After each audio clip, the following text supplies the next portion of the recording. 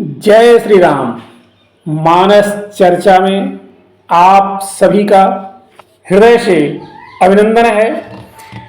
आज हम सकल गुण निधानम इस पर चर्चा करेंगे। यह सुंदरकांड के तीसरे श्लोक हनुमान वंदना का 5वां पद है। इस श्लोक को आप सब जानते हैं, सुने। श्लोक है अतुलितो बलधामं हेम शैलाभदेहं धनुजवन कृशानुं ज्ञानिनामग्रगण्यं सकल गुण निधानं वानराणामधीशं रघुपति प्रिय भक्तं वात जातम नमामि। इस श्लोक में गोस्वामी जी हनुमान जी को पहले हेम शैलाभदेहम कह चुके हैं, अब सकल गुण निधानम कह रहे हैं। इसका अर्थ क्या हुआ? इसका अर्थ कि सिर्फ ग्लिटर की बात नहीं है, सिर्फ चमक की बात नहीं है, गुण की भी बात है। आनंद वृंदावन चंपू में कहा गया है, नच निकस पाषाण सकलम बिना निज गुणमाविष्करोति कांचनी रेखा निकस पाषाण सकलम बिना निज गुणमाविष्करोति कांचनी रेखा। अर्थात सुवर्ण की रेखा भी कसौटी के पत्थर के टुकड़े के बिना अपने गुण को प्रकट नहीं कर पाती है। कसौटी हनुमान जी के समक्ष आती भी है। सुंदरकांड उसी कसौटी की कहानी है। पता नहीं क्यों भारत के बारे में जाति प्रथा की बदनामियां बहुत बुरी तरह फैलाई गई। यह देश जाति की नहीं, गुण की पूजा करता है। आचार्य क्षेमेंद्र ने दर्पदलन में कहा, गुणाधीनम कुलम जात्वा गुणैस्वाधीयताम मते। कितना सुंदर आचार्य क्षेमेंद्र ने अपने दर्पदलन में कहा। वो कहते हैं कि कुलों के सम्मान का कारण गुण है, कुलों के सम्मान का कारण गुण है, अतः गुणों में वृद्धि लगानी चाहिए। इसके ठीक पहले वाले श्लोक में आचार्य क्षेमेंद्र जी ने कहा, गुणवत् कुलजातोपि निर्गुणः केन पूज्यते। बहुत सुंदर। गुणवत् कुलजातोपि निर्गुणः केन पूज्यते दोग्ध्री कुलोद्भवादेनोर्वन्द्या कस्योपयुज्यते। बहुत अद्भुत बात कहा इन्होंने। दोग्ध्रिर कुलोद्भवादेनोर्वन्द्या कस्योपयुज्यते। इसका अर्थ समझ लेते हैं। गुणवान कुल में उत्पन्न होकर भी यदि कोई स्वयं गुणहीन है तो वह पूजा का पात्र नहीं हो सकता है। उदाहरण देखें आप क्या कहते हैं, दोग्ध्री कुलोद्भवादेनोर्वन्द्या कस्योपयुज्यते। जैसे दुधारी गाय से उत्पन्न होकर भी यदि गौ बंध्या है तो उसका उपयोग कौन करेगा? आचार्य भवभूति ने उत्तर रामचरितम में अपने बहुत ही प्रसिद्ध ग्रंथ है हमारे आचार्य भवभूति जी का उत्तर रामचरितम, वहां आचार्य भवभूति जी क्या लिखते हैं आप सुने। गुणाः पूजा स्थानम गुणिषु न च लिंगम न च वयः गुणाः पूजास्थानं गुणिषु न च लिंगम न च वयः। गुणियों के गुण की पूजा, जो गुणी हैं गुणियों के गुण ही पूजा के स्थान होते हैं। गुणियों के गुण ही पूजा के स्थान होते हैं। उनका लिंग अथवा उनकी उम्र पूजा का स्थान नहीं होती है। एक अन्य उदाहरण में आचार्य भौभीति ने और भी बात कही, गुणाः सर्वत्र पूज्यन्ते पितृवंशो निरर्थकः। गुणाः सर्वत्र पूज्यन्ते पितृवंशो निरर्थकः। वासुदेवं नमस्यन्ति वासुदेवं नमस्यन्ति वसुदेवं न मानवाः वसुदेवं न मानवाः। यहाँ आपको दो नाम मिल रहे हैं, एक वासुदेव और एक वसुदेव। वसुदेव भगवान कृष्ण के पिताश्री हैं और वासुदेव भगवान कृष्ण हैं। यहाँ आचार्य भवभूति जी कह रहे हैं कि गुण सर्वत्र ही पूजे जाते हैं, पिता का वंश निरर्थक है।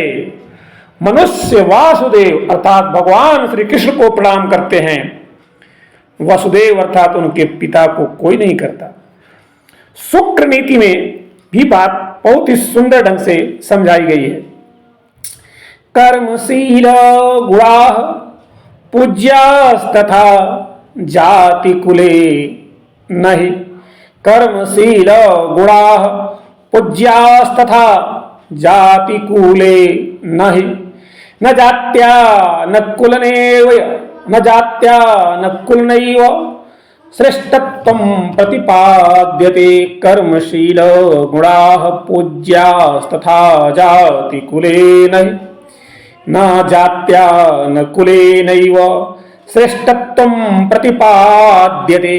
कर्मशील और गुण से मनुष्य जैसा पूज्य होता है वैसा जाति और कुल से नहीं, क्योंकि श्रेष्ठता तो न जाति से प्राप्त होती है और न ही कुल से प्राप्त होती है। अब हनुमान जी की बात आती है सकल गुण निधानम के रूप में। सकल गुण निधानम के रूप में हनुमान जी के गुण पर गोस्वामी जी ने ध्यान केंद्रित किया है और एकदम सबका ध्यान यही खींचते हैं। संपूर्ण राम कथा का जो विषय है हनुमान जी के गुणों पर केंद्रित है। हम कहेंगे संपूर्ण राम कथा यह स्थापित करने के लिए कि राम कृपा गुणाश्रित है। हनुमान जी को सकल गुण निधानम कहा गया।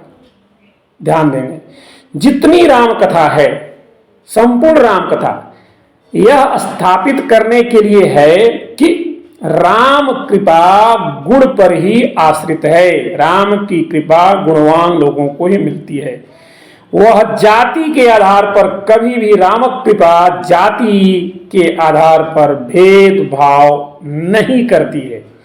यूं देखा जाए तो रावण महर्षि पुलस्त्य और मुनिश्रेष्ठ विश्रवा का वंशज है। आप जानते हैं महर्षि पुलस्त्य का पौत्र है और मुनिश्रेष्ठ विश्रवा का पुत्र है रावण। लेकिन राम कृपा उसे नहीं मिली। मिली किसको? हनुमान जी को, जिनके मन में यह हीनता बोध था। हनुमान जी के मन में कितनी हीनता बोध है, आप जब सुंदरकांड को ध्यान से पढ़ेंगे तो आपको मिलेगा। हनुमान जी कहते हैं कहो कवन मैं परम कुलीना, कहो कवन मैं परम कुलीना, कपि चंचल सब ही विधिहीना। यही नहीं और भी कह देते हैं हनुमान जी, प्रात ले जो नाम हमारा, प्रात ले जो नाम हमारा, तेहि दिन ताहि न मिलय आहारा, तेहि दिन ताहि न मिलय आहारा। लेकिन भगवान की कृपा के अन्यतम पात्र तो हनुमान जी ही हैं। रावण कदापि नहीं है। हनुमान जी भले कह देते हैं कि असमय अधम सखा सुनो, मैं बहुत अधम हूं, लेकिन इस अधम पर भी प्रभु श्री राम की कृपा हो रही है, होती है, बनी हुई है, शाश्वत है। ये क्यों है? हनुमान जी खुद इसी पंक्ति के आगे स्वीकार करते हैं। असमय अधम सखा सुनो, कहते हैं मोह पर रघुवीर। अब कृपा क्यों किए? किन्नी कृपा सुमिरि गुण, किन्नी कृपा सुमिरि गुण, भरे बिलोचन नीर। राम की कृपा गुणों पर हुई। गुण की बात यहाँ विशेष रूप से हमेशा महत्वपूर्ण है। आनंद वृंदावन चंपू में बहुत ही सुंदर कहा गया है, निर्मलेपि सुजनाः, निर्मलेपि सुजनाः स्वचरित्रे दोषमेव पुरतः प्रथ्यन्ते, उज्ज्वलेपि सती धाम्नि पुरस्तात् घूममेव वमति अस्फुटमग्निः।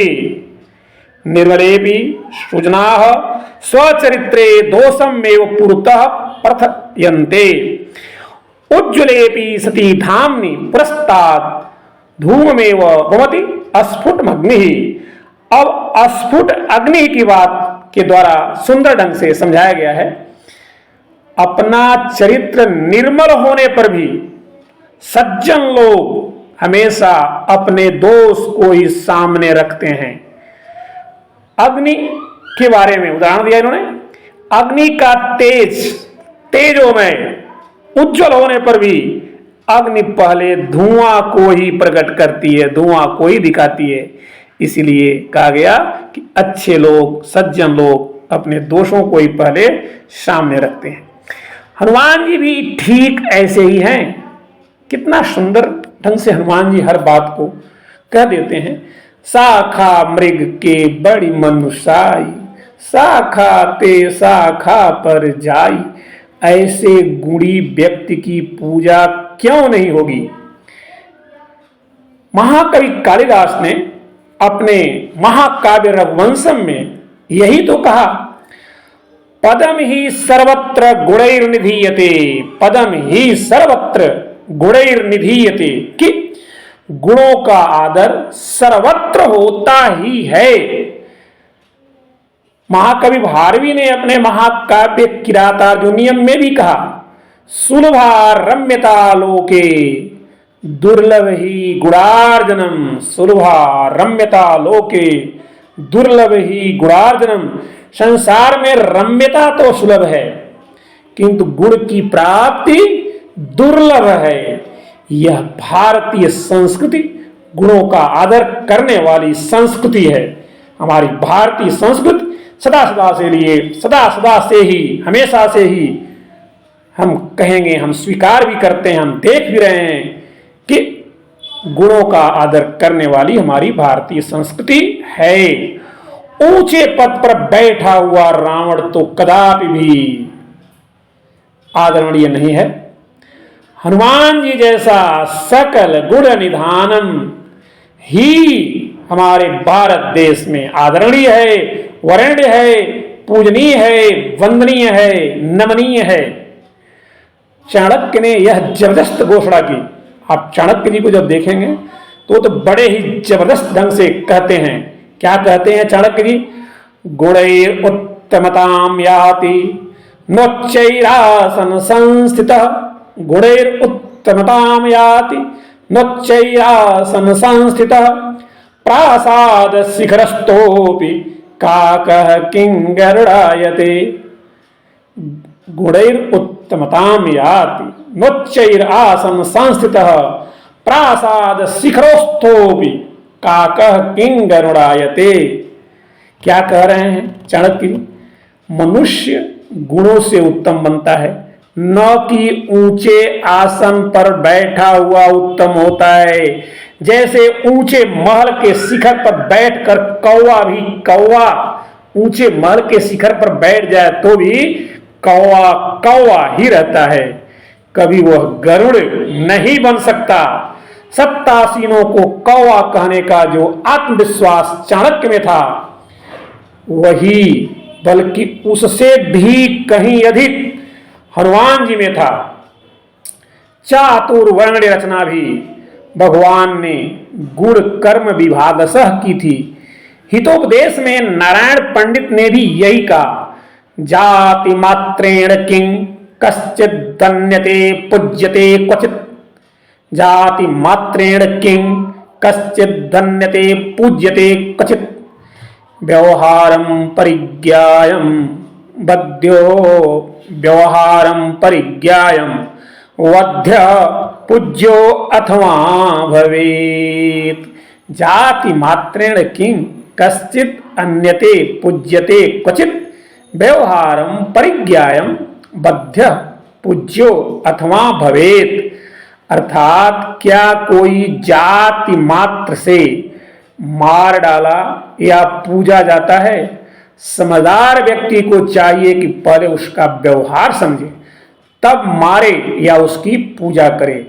सूत्रक जी ने अपने मृक्ष कटिकम में यह कहा कि किं कुले नोपादिष्टेन शीलवे मात्र कारणम।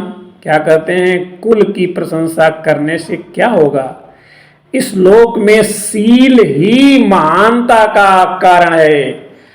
हनुमान जी की विशेषता यही है, यही शील उनकी महत्ता का कारण है।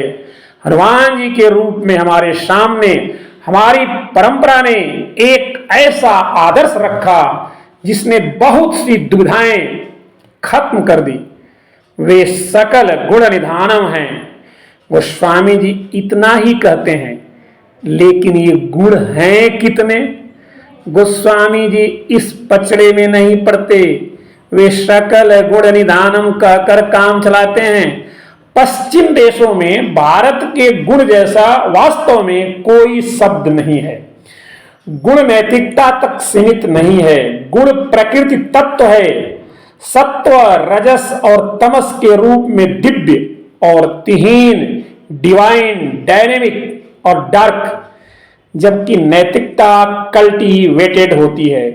यदि भगवान शिव का त्रिशूल त्रिगुणात्मक है तो रुद्रावतार हनुमान जी सकल गुण निधानम क्यों नहीं होंगे? गुण शब्द के अंग्रेजी जो वर्चू शब्द है, यह गुण शब्द का अंग्रेजी में पर्याय है।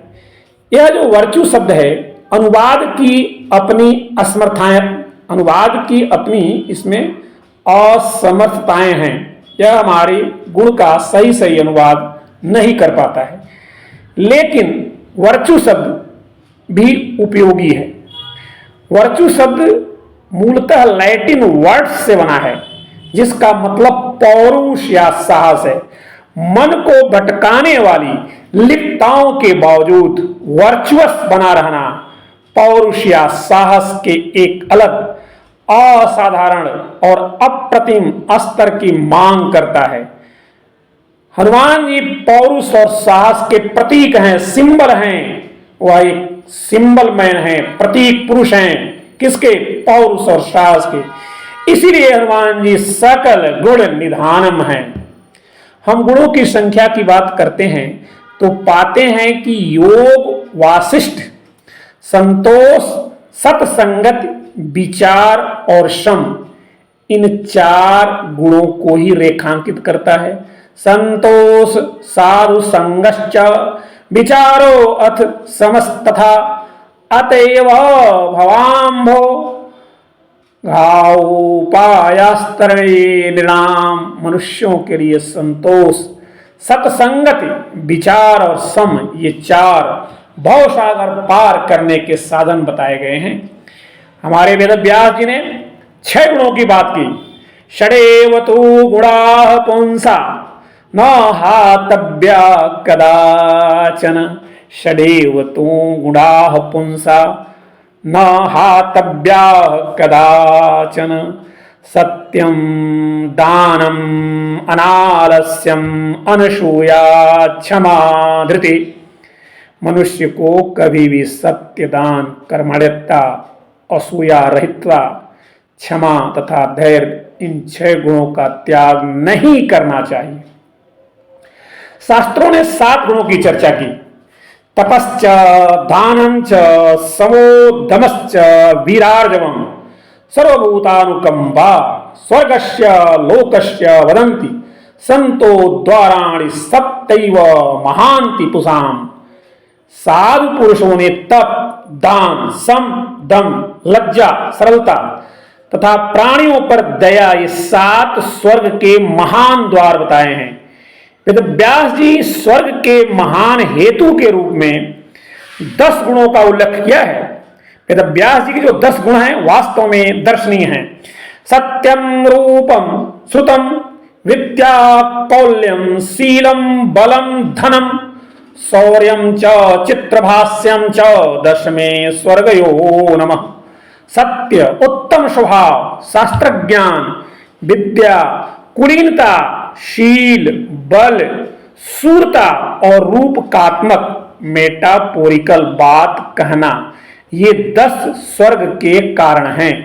व्यास जी की यह अंतिम विशेषता जो चित्रभाष्यम है, देखें आप, सत्यम, रूपम, श्रुतम, विद्या, कौल्यम, शीलम, बलम, धनम, शौर्यम च, चित्रभाष्यम। चित्रभाष्यम का मतलब रूपकात्मकता अर्थात मेटाफोरिकल बात कहने का ढंग।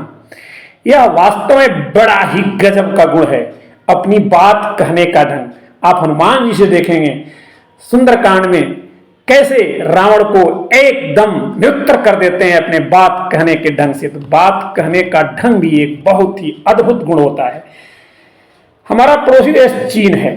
चीन में मार्शल नैतिकता को लेकर 10 गुण बताए गए हैं। विनम्रता, निष्ठा, आदर, सत्यधर्मिता, विश्वास, साहस, सहन करने की क्षमता, धैर्य, संकल्प और अटूट लगन।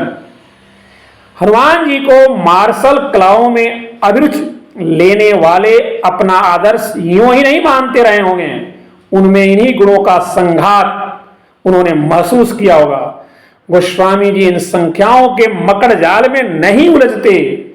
उन्होंने सकल गुण निधानम कहा, क्योंकि हनुमान जी के संदर्भ में संख्या स्वयं में ही नश्वर और तुच्छ एकदम तुच्छ लगती है। प्लेटो का कहना था कि गुण शब्द अपने आप में एकल चीज है और पृथक पृथक गुण स्वतंत्र रूप से अस्तित्व में नहीं रह सकते। उदाहरण के लिए प्रज्ञा के बिना वीरता कैसे रह सकती है? वह बेवकूफी बन जाएगी। गोस्वामी जी संभवतः इस तरह के पार्थक्य की अर्थहीनता को पहचानते रहे, इसीलिए उन्होंने गुणों की फ्रेगमेंटेड चर्चा करने की जगह गेस्टाल्ट पर, समग्र पर, सकल पर ध्यान केंद्रित किया, अक्षत पर, अविकल पर अपना ध्यान केंद्रित किया। गुण के संदर्भ में गोस्वामी जी किसी तरह की असंसक्त बौद्धिक चर्चा नहीं करते। उनके लिए गुणों में अनैक्य और असंगठन स्वयं अपने आप में एक अवगुण है। हनुमान जी के रूप में उन्होंने हमें एक ऐसी प्रतिमूर्ति दी है जिसमें गुणों का समग्र और संगमन है। प्रायः यह होता है, एकाधिक गुण आम लोगों के पास भी होते हैं। कई महान प्रतिभाओं में गुणों की संभूति हमको मिलती है, लेकिन हनुमान जी में गुणों की जो क्षमा शक्ति है, जो निखिलता है, जो अविच्छिन्नता है और एक सूत्रता है, गोस्वामी जी सकल गुणदानम शब्द से हमारा ध्यान उन सब की ओर खींच लेते हैं। सिर्फ अवशेषता की ओर नहीं, एक संपूर्ण समास की ओर खींचते हैं। सांख्य दर्शन में सत्व, रज और तमस, ये जो 3 गुण हैं, इनको प्रकृति परक बताया गया है। सांख्य एक ऐसे चिरजीवी वटवृक्ष की बात करता है जिसे 3 गुणों द्वारा पोषित किया जाता है। गुण प्रकृति के घटक हैं, प्रकृति की धातु हैं। भारतीय जीवन दर्शन में गुण हमारे स्वभाव के मेरुदंड की तरह लगते हैं। हनुमान जी सभी गुणों के संतुलन हैं, इसीलिए हनुमान जी सकल गुण निधानम हैं। हनुमान जी सकल गुण निधानम हैं। जय श्री राम, जय हनुमान।